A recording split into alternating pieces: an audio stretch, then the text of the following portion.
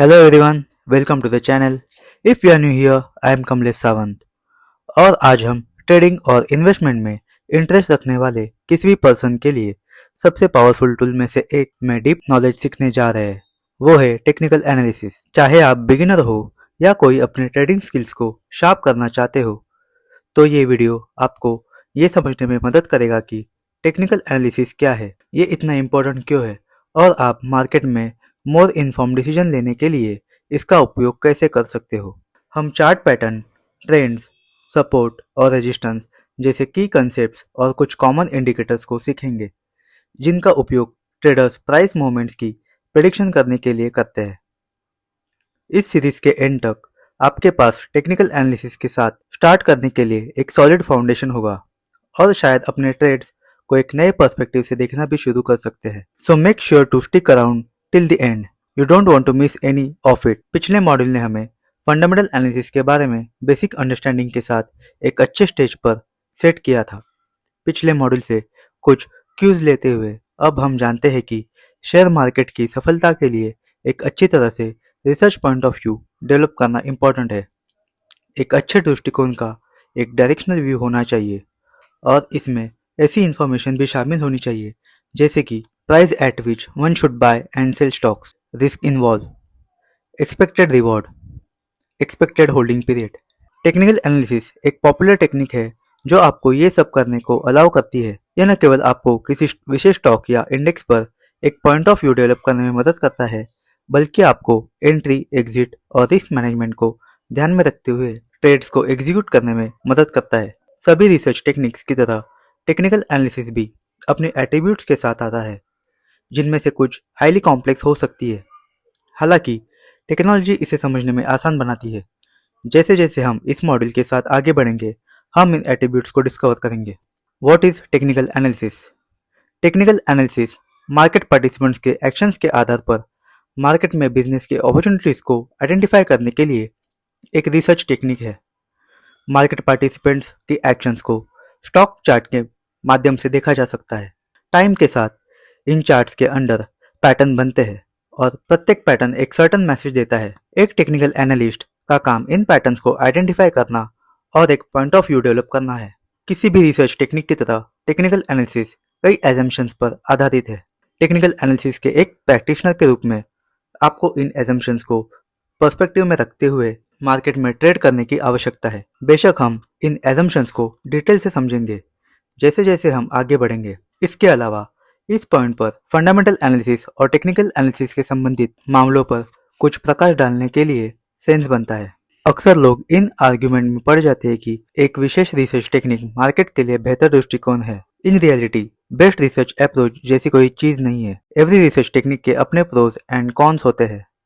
Technical analysis और fundamental analysis की comparison करना टाइम वेस्ट करना होगा, ताकि ये पता लगाया जा सके कि कौन सा बेटर अप्रोच है। दोनों टेक्निक्स अलग अलग है और कंपेरेबल नहीं है। इनफैक्ट एक प्रूडेंट ट्रेडर दोनों टेक्निक्स पर खुद को एजुकेट करने में टाइम स्पेंड करेगा, ताकि ये ट्रेडिंग और इन्वेस्टमेंट की ग्रेट अपॉर्चुनिटीज को आइडेंटिफाई कर सके। Setting expectations. Often market participants technical analysis को मार्केट में विंडफॉल गेन के लिए एक क्विक और इजी वे में देखते हैं। अगर इससे सही से किया जाए तो विंडफॉल गेन पॉसिबल है, लेकिन उस स्टेज तक पहुंचने के लिए टेक्निकल सीखने के लिए रिक्वायर्ड एफर्ट्स करने होंगे। अगर आप मार्केट में पैसे कमाने के लिए एक क्विक और इजी वे के रूप में टेक्निकल एनालिसिस को देखते हैं, तो ट्रेडिंग में तबाही होना तय है। जब कोई ट्रेडिंग में फेलियर होता है तो अक्सर ब्लेम टेक्निकल एनालिसिस पर होता है, न कि मार्केट में टेक्निकल एनालिसिस को इफेक्टिवली लागू करने में ट्रेडर की इनएबिलिटी पर। इसलिए इससे पहले कि आप टेक्निकल एनालिसिस में डीपली उतरना शुरू करें, टेक्निकल एनालिसिस के साथ क्या हासिल किया जा सकता है और क्या नहीं किया जा सकता, इस पर एक्सपेक्टेशन सेट करना इंपॉर्टेंट है। Number 1, trades. Short term trades को आइडेंटिफाई करने के लिए टेक्निकल एनालिसिस का सबसे अच्छा उपयोग किया जाता है। लॉन्ग टर्म के अपॉर्चुनिटीज को आइडेंटिफाई करने के लिए सिर्फ टेक्निकल एनालिसिस का उपयोग न करें। लॉन्ग टर्म इन्वेस्टमेंट के अपॉर्चुनिटीज की सबसे अच्छी पहचान फंडामेंटल एनालिसिस का उपयोग करके की जा सकती है। इसके अलावा यदि आप एक फंडामेंटल एनालिस्ट है तो एंट्री और एग्जिट पॉइंट को कैलिब्रेट करने के लिए टेक्निकल एनालिसिस का उपयोग करें। नंबर 2, रिटर्न पर trade. Technical analysis based trades आमतौर पर शॉर्ट टर्म नेचर के होते हैं। शॉर्ट टर्म में ह्यूज रिटर्न की उम्मीद न करें। टेक्निकल एनालिसिस के साथ सफल होने की चाल लगातार शॉर्ट टर्म ट्रेड्स के अपॉर्चुनिटीज को आइडेंटिफाई करना है, जो आपको स्मॉल बट रेगुलर प्रॉफिट दे सकते हैं। Number 3, holding period. Technical analysis पर बेस्ड ट्रेड्स कुछ मिनटों और कुछ वीक के बीच कहीं भी चल सकते हैं और आमतौर पर उससे आगे नहीं। हम इस एस्पेक्ट का पता लगाएंगे जब हम टाइम फ्रेम्स के टॉपिक पर डिस्कस करेंगे। Number 4, risk. अक्सर ट्रेडर एक निश्चित कारण से ट्रेडिंग शुरू करते हैं।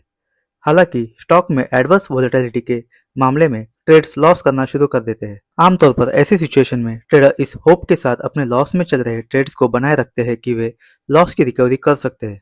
याद रखें, टेक्निकल एनालिसिस पर बेस्ड ट्रेड्स शॉर्ट टर्म होते हैं। यदि ट्रेड्स अपने ट्रेंड से डिफरेंट होते हैं तो लॉसेस को कट करना याद रखें और अपॉर्चुनिटी को आइडेंटिफाई करने के लिए आगे बढ़े। एजम्पशंस इन टेक्निकल एनालिसिस। फंडामेंटल एनालिस्ट के विपरीत टेक्निकल एनालिस्ट इस बात की परवाह नहीं करते हैं कि कोई स्टॉक अंडर वैल्यूड है या ओवर वैल्यूड। इनफैक्ट एक चीज जो मार्केट करती है वो है ट्रेडिंग डेटा। इससे फ्यूचर के मूवमेंट के बारे में क्या इन्फॉर्मेशन मिल सकती है ये देखा जाता है। टेक्निकल एनालिसिस कुछ प्रमुख एजम्पशंस पर बेस्ड है। बेस्ट रिजल्ट सुनिश्चित करने के लिए इन एजम्पशंस के बारे में अवेयर होने की आवश्यकता है। Number 1, market discounts everything.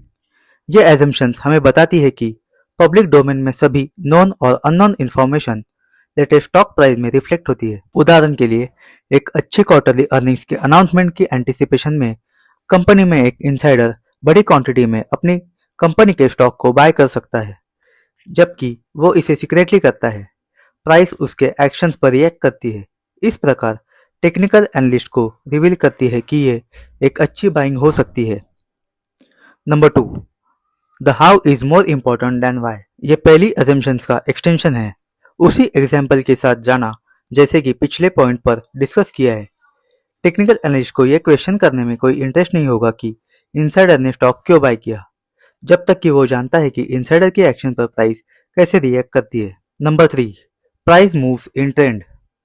Market में सभी मेजर मूव्स का एक ट्रेंड का आउटकम है। ट्रेंड की आइडेंटिफिकेशन टेक्निकल एनालिसिस की फाउंडेशन है। फॉर एग्जाम्पल, निफ्टी इंडेक्स में हाल ही में 20,000 से 26,000 तक की ग्रोथ रातों रात नहीं हुई। ये ग्रोथ 11 महीने से अधिक टाइम में फेजेज में अप हुआ है। इसे देखने का एक और तरीका यह है कि एक बार ट्रेंड एस्टेब्लिश हो जाने के बाद प्राइस ट्रेंड की डायरेक्शन में मूव होता है। Number 4, history tends to repeat itself. Technical analysis के कॉन्टेक्स्ट में प्राइस ट्रेंड खुद को रिपीट करती है। ऐसा इसलिए होता है क्योंकि जब भी प्राइस एक सर्टेन डायरेक्शन में चलती है, मार्केट पार्टिसिपेंट्स लगातार उल्लेखनीय रूप से सिमिलर वे से प्राइस मूवमेंट्स पर रिएक्ट करते हैं। For example, up trending market में मार्केट के पार्टिसिपेंट्स ग्रीडी हो जाते हैं और हाई प्राइस के बावजूद बाय करना चाहते हैं। इसी तरह डाउन ट्रेंड में market participants low and under valued होने से स्टॉक को सेल करना चाहते हैं। ये ह्यूमन रिएक्शन ये इंश्योर करती है कि price history repeats itself. Thanks for watching. If you found this information valuable, then don't forget to give this video a thumbs up and share it with others who might benefit. For more insights like this, make sure to hit that subscribe button and turn on notifications so you don't miss out our next deep dive into the markets. If you have any questions or want to discuss further, drop a comment below. I would love to hear your thoughts. Until next time, stay informed, stay focused, and trade smart. See you in the next video.